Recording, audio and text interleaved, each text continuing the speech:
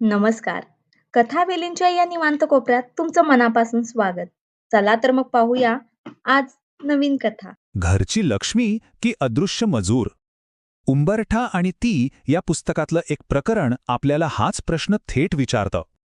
आज आपण घराच्या चार भिंतींमधल्या एका अशा संघर्षाबद्दल बोलणार आहोत ज्यामध्ये कदाचित अनेकांना स्वतःचं प्रतिबिंब दिसेल. खरं तर गृहिणी असणं हे जगातलं सगळ्यात कठीण आणि थँकलेस काम आहे. हा विचार आहे आपल्या कथेच्या नायिकेचा, स्वराचा. आणि याच एका विचारातून गृहिणींच्या न दिसणाऱ्या, न मोजल्या जाणाऱ्या कामाचं वास्तव आपल्यासमोर उलगडत जातं. तर ही आहे स्वरा, एक यशस्वी सॉफ्टवेअर इंजिनियर. ऑफिस आणि घर सांभाळताना तिची रोजची तारेवरची कसरत सुरू आहे. पण जेव्हा तिचं लक्ष तिच्या मैत्रिणीच्या आयुष्याकडे जातं तेव्हा तिला एका अगदी वेगळ्या आणि कदाचित अधिक मोठ्या संघर्षाची जाणीव होते. आणि इथूनच तिच्या विचारांना एक नवी दिशा मिळते. या सगळ्याची सुरुवात होते एका साध्या फोन कॉलनं. ऑफिसच्या ब्रेकमध्ये स्वरा सहजच मैत्रीण अन्विताला फोन करते. पण फोनच्या दुसऱ्या बाजूने जो आवाज येतो तो खूप थकलेला असतो, थोडासा रडवेला असतो. आणि हाच आवाज एका गृहिणीच्या न दिसणाऱ्या वास्तवाची पहिली झलक देऊन जातो. अन्विताचा तो दिवस कसा होता? तर घरी पाहुणे होते. म्हणजे रात्रीचे 3 वाजेपर्यंत स्वयंपाक आणि साफसफाई सुरू होती. विचार करा, फक्त 2 तासांची झोप आणि पहाटे 5 वाजता उठून पुन्हा नाश्त्याची तयारी. आणि इतकं सगळं करून थकल्यावर कौतुकाचे 2 शब्द सोडाच, उलट टोमणा ऐकायला मिळाला की एवढ्यात थकलीस? तिच्या या प्रचंड कष्टांची ना कोणी दखल घेतली, ना कोणी मदतीचा हात पुढे केला. आणि मग येतो तो क्षण जो तिच्या सगळ्या कष्टांवर जणू पाणीच फेरतो. तिचा नवरा समीर तिला म्हणतो, अन्विता, तू तर घरीच असतेस ना, तुला हवं तेव्हा तू दुपारी झोपू शकतेस.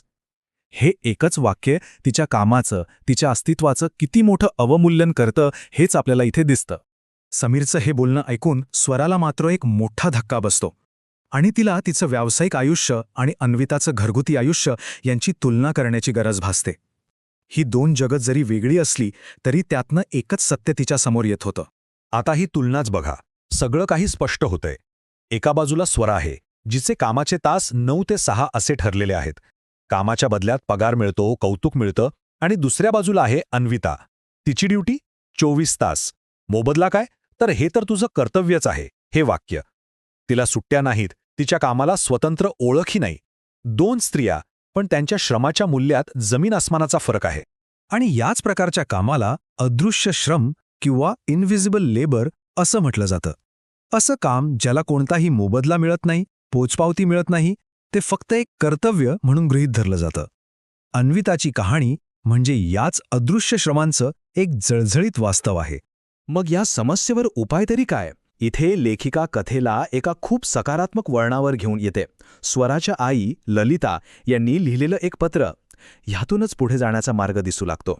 ललिता त्या पत्रातून काय सल्ला देतात? त्या म्हणतात, पहिली गोष्ट, तुझं अस्तित्व फक्त स्वयंपाकघरापुरतं मर्यादित नाहीये. दुसरी गोष्ट, घराची कामं कधीच संपणार नाहीत, पण आयुष्य मर्यादित आहे. तिसरं, स्वतःसाठी जगताना थोडं स्वार्थी व्हायला काहीच हरकत नाही. आणि सगळ्यात महत्त्वाचं म्हणजे स्वतःच्या कामाचं मूल्य ओळखून स्वतःला फक्त हाऊसवाईफ नाही, तर होममेकर म्हणजेच घर घडवणारी समज. हा निव्वळ सल्ला नाही, तर स्वतःच्या श्रमाचा आणि अस्तित्वाचा सन्मान करण्याचा एक मंत्रच आहे. आणि शेवटी लेखिका तोच प्रश्न पुन्हा आपल्यासमोर ठेवते. जिला आपण घरची लक्ष्मी म्हणतो, ती खरं तर एक अदृश्य मजूर तर नाही ना?